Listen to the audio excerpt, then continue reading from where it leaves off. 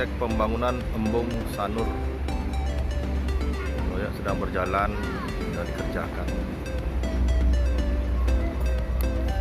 Ini proyeknya. Oke, ini proyeknya. Ada rumah warga. Pemirsa, saya sekarang bersama Bapak Dimas Darmo di kawasan Embung Sanur. Ini Pak, bisa disampaikan Pak, sejak kapan nih Pak proyeknya Pak? Tanggal 6 Sebulan Pak ya? Sebulan ya? ya, hampir sebulan. Waktu penggalian nih apa yang didapat Pak? Pada penggalian ketemu ekskavator mengangkat karang. Iman karang, dapat karang. Di bawahnya, di atasnya itu ada air, ada bunga teratai, di bawahnya ke dalam 7 meter mendapat karang. Karang tomong dengan karang jahe ya, ditutup. Bisa ditunjukkan Pak ya? Ya boleh, baik. Ini pemirsa karangnya. Ya. Bisa diceritakan Pak karangnya ini Pak? Ini karang ini dinaikkan dengan alat berat ekskavator. Kedalaman berkisar 6-7 meter. Kenapa bisa dikatakan ini batu dari dasar laut? Biasanya kalau nyelam berapa dalamnya Pak? Kalau nyelam dalamnya kan bisa batu ini memang dari 10 sampai 75 meter paling dalam. Karena ada karang ini, karang namanya karang tomong.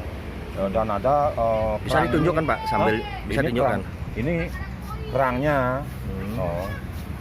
Ada beberapa ya. Ada beberapa ini kerang yang kecil biasa. Ini satu kerang ya. Ini satu berusaha menyatu dengan tanah, dengan ini, karang dan menyatu. Oh ini lagi satu. Oh ya, lagi satu. Dua. Ini namanya karang tomong. Uniknya ini kan ada kerangnya ini gitu. Ya biasanya kerang ini kan ke dalam itulah memang ada, tapi tidak segitu banyak di kedalaman 6 sampai 7 meter ini banyak sekali gitu. Ini nempel banyak. Nempel banyak. Ya. Nah, ini lagi apa Pak? Satu ini karang tomong yang agak bulat. Kalau itu menyerupai seperti yoni, ini seperti lingga, kayak tinggi ini besar, ini tinggi, itu bundar, ini agak tinggi. Biasanya dipakai di pura Pak ya? Ya kalau batu karang ini biasanya dipakai untuk pembangunan candi pura, untuk tempat suci. Karena karang ini kan warnanya putih, berarti power atau energinya lebih bagus daripada karang tanah biasa, tanah hitam. Daripada itu ada karangnya. Pakai aling-aling bagus Pak ya? Ya. Pakai candi bentar, pura ini karang tomong. Ini karang tomong untuk foto. Itu juga yang kecil. Berarti ini kalau dipakai ukiran bagus nih. Ya, bisa. Pakai togok. Ya. Halo, Aga. Kenapa kalau main punya? Pemirsa, tidak sampai di sini, Bapak Sudarmo juga mendapatkan sebuah batu yang katanya unik. Kita akan segera meluncur 10 meter dari sini. Oke, jangan kemana-mana. Saksikan Mata Dewata Channel. Oke pemirsa, kita ikuti Pak Sudarmo. Oh, di sini juga beliau menunjukkan pelinggih.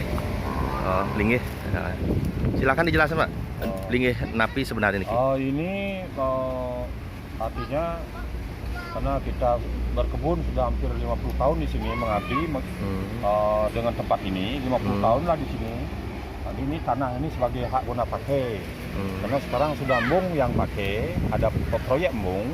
Jadi ini tanah ini kalau sudah selesai fondasi kanan kiri, berarti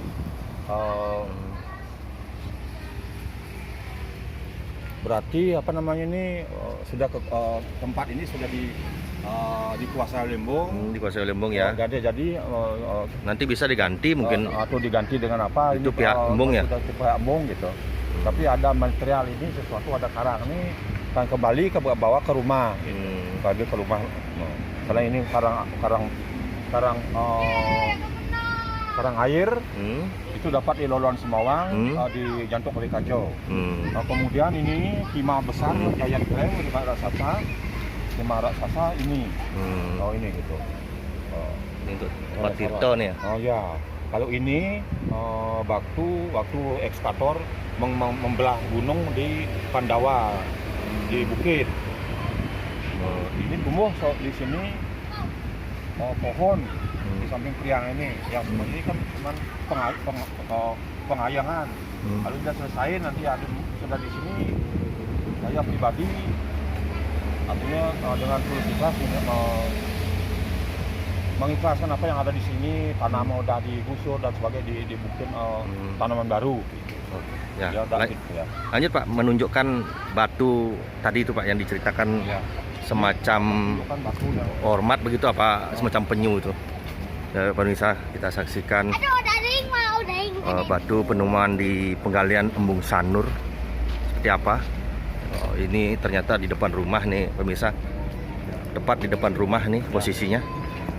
Oke. Ini dijelaskan ini jangkar. Jangkar Ya. di laut daerah Banua. Kemudian ini karang air.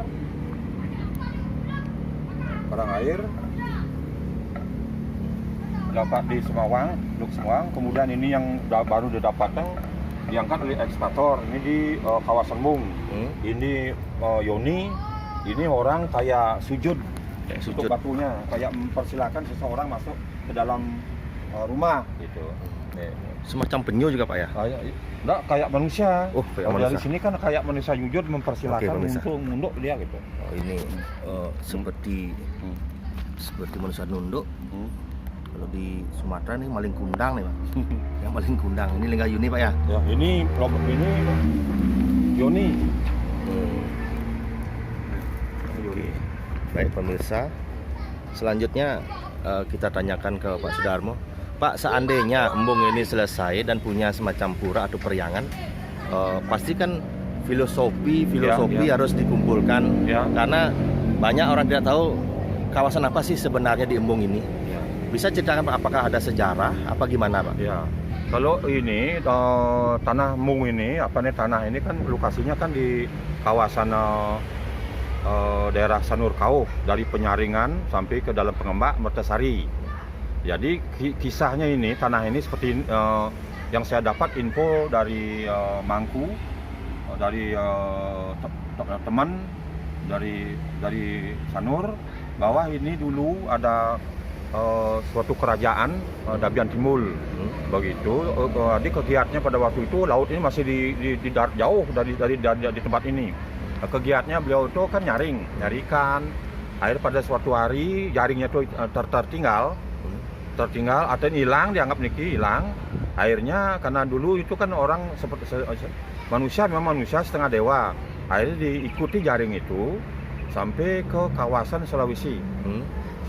Di sana beliau tuh menemukan barangan dan kemudian semakin menjadi jejaka gitu, Natruno gitu, Malunangko sudah juga itu di sana menemukan satu jodoh merit dengan orang di sana di Sulawesi. Kemudian tuh hasil pertemuan itu artinya pertemuan itu dengan cinta kasih itu dia mendapatkan satu putra laki-laki. Lantas kalau sudah agak segitu putra ini, beliau ini selalu agak besar, baru dengan di sana dengan bapaknya sendiri disuruh di kawasan ini Dabian Timur. Dan ini di kawasan sampai Penyaringan ini kan labak ini, zaman Pengembak ini termasuk labak nih. Nah ke sini langsung menemui seorang kakek. Ini menemui seorang kakek. Jadi kakek itu, kamu anak siapa? Bapaknya kan memang dari sini, dari kerajaan Dabian Timur, tapi saya anaknya ini. Tapi beliau itu tidak percaya. Beliau itu tidak percaya. Kemudian akhirnya bagaimana, singkat cerita, kalau memang Anda bisa air laut ini menjadi daratan, saya percaya air dengan kemampuan beliau, airnya daerah yang kayak laut lah, tempat orang nyaring ini sampai dari Penyaringan sampai ke dalam Pengembak ini terjadilah menjadi tanah, bisa orang artinya tangan-tangan yang lain bisa menanam nanam padi. Kemudian itu setiap tahun itu kan ada banjir, artinya tanah ini terus menaik sampai seperti sekarang ini. seperti Berarti- sudah bisa ada bangunan dan sebagainya gitu. Dilihat dari kondisinya berarti dulu laut Pak ya? Karena Ini kondisinya ini memang laut, menjadi daratan. itu bisa dijelaskan secara secara keilmuan Pak ya? Ya, Itu harus iya. ditelusuri ya? ya. Iya. Kemudian ini asal usulnya laut menjadi daratan. Ini termasuk namanya ini kawasan ini namanya Tanah Daeng. Daeng itu bahasa Sulawesi. Tanah Daeng dalam arti itu tanah raja. Ini kawasan ini. Labak ini termasuk dulu kan lautan masuk Abak, Tanah Daeng gitu. Asal usulnya ini memang laut. Sekarang karena ada embung ternyata menurut yang sebagai penyelam sudah dari tahun 75 sampai detik ini menjadi seorang penyelam dan sudah berapa kali mewakili Bali ke Jakarta waktu pemerintahan Pak Gubernur Bogus Mandro, kemudian waktu itu Gubernur DKI namanya Cokro Pranolo. Jadi sekarang ini akhirnya karena belajar menyelam, ternyata ekskavator di sini sekarang membuat embung, menemukanlah karang ini. Jadi ini untuk meyakinkan bahwa ini laut menjadi kenyataan ini ada karang pomong, ada kerang-kerang yang pengalaman yang pribadi karena menyelam sudah sampai keliling sampai ke Filipina sampai ke mana-mana, ternyata bahwa ini memang kenyataannya singkat katanya ini adalah daerah kawasan Bung ini Sanurkau ini yang Seman Maduro ini termasuk laut. Karena buktinya ini barang ditemukan kedalaman sekian oleh ekskavator. Nah, ini kenyataannya bahwa ini laut. Iya. Kemudian Pak, ini kan sudah puluhan tahun menjadi kolam untuk ikan dan teratai Pak. Ya. Nah, nanti kan embung itu pasti setiap kawasan itu pasti ada periangannya Pak. Nah, kira-kira apa semacam ada motivasi atau semacam gambaran apa yang akan bisa dibangkitkan dari sejarah tanah yang ada di embung ini Pak? Ya begini Bapak jelaskan. Ini dulu kan dari lautan menjadi tanah, kemudian jadi masyarakat untuk kesejahteraan masyarakat makin tinggi menjadi tanah, ditanami padi, sebagian masih mangrove. Ada kehutanan yang menjaga itu. Kemudian itu ada yang menanam teratai. Dulu masih sebelum teratai itu begini tempat ini di daerah Embung kawasan ini sampai ke laut. Ini tempat kolam bandeng dan udang yang penghasilnya luar biasa. Karena no pollution, tidak ada polusi. Nah, sekarang sudah berubah menjadi embung. Tapi sampai detik ini di embung ini sedang digali akan dibuat embung. Mungkin program apa kita tahu pemerintah apa itu, ini masih ada teratai di atasnya. Ya ada teratai di atasnya, bunga-bunganya merah dan putih. Inilah modelnya ekskavator bekerja. Di bawah teratai ini, kenyataan kedalaman berapa ini kita Bapak ini menemukan kerang pomong. Dan untuk meyakinkan bahwa ini memang ini laut, ada kerang pomong yang pada umumnya 10 meter sampai 75. Karena sudah nyelam keliling-keliling, dah ini nyelam kan, tapi mana-mana Kupang, Singapura, Filipina ini itu. Kemudian Pak bisa disampaikan Pak, kan Pak punya periangan di Linggih. Ya. Ke depan kalau di sini ada pura, Pak kira-kira apa nama puronya Pak? Kalau dilihat dari sejarah-sejarah. Kalau ini kan ada periangan, namanya periangan ini cuman penyawangan Ide Betara Sami. Karena Bapak di sini kan hak guna pakai dari berapa puluh tahun, ada 40 lebih. Karena sekarang dipakai embung, jadi dengan legawo tulus ikhlas karena bukan ini tanah Bapak, dikembalikan kepada embung. Mungkin embung nanti akan mengelola periangannya, akan periangan ini sementara karena Bapak yang bikin. Ya terserah nanti kalau di sini sudah di ekskavator, yang penting beberapa yang kita bisa ambil. Selain itu sudah kita serahkan di sini di kekuasaan embung. Oke. Kemudian kalau di sini di kawasan Bung ini kan di kawasan tanah ini kan biasa sekarang udah habis tahap bandeng ini kan ada tunjung bunga teratai, kan sudah semua orang tuh tahu. Tapi kalau tentang di sini mungkin akan didirikan di Bung ini akan pasti di daerah timur arah timur itu dimanapun pasti ada priangan. Pasti udah ada priangan itu, sebuah Padma dan sebagainya. Nah, nanti Bapak dari hati yang dalam juga kalau mempunyai karena data laut dan sebagainya itu sudah semua ada kisahnya. Jadi pura ini jadi bikin pura bikin apa ini nanti ada sebuah nama. Ada sebuah nama namanya Pura Kemang Mahajaya. Pura Kemang Mahajaya. Pura Kemang Mahajaya. Apa filosofi nama ini, Pak?